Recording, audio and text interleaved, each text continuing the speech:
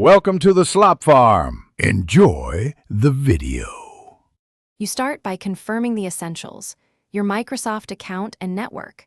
Sign into Office with the account that owns the license, because activation links the product to that identity.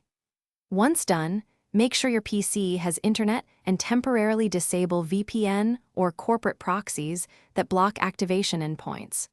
Also update Windows and Office and launch an Office app as administrator. This clears permission and update blockers, so the activation handshake can proceed cleanly. Next, you handle the middle steps where most failures hide: repair and credential cleanup. Run quick then online repair to restore app files, because corrupted files often block activation.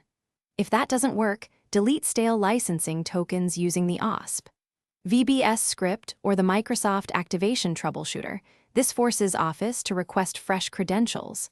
Then, in an elevated command prompt, run the activation commands appropriate to Click to Run or MSI.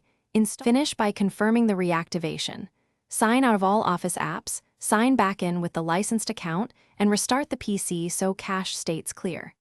If online activation still fails, perform phone-based activation using your product key. This bypasses network blocks and is useful in restricted environments.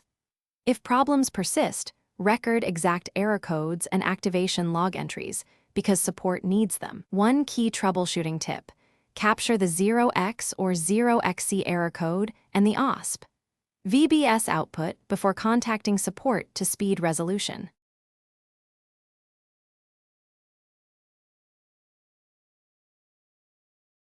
Thanks for watching. Consider subscribing if we helped you today.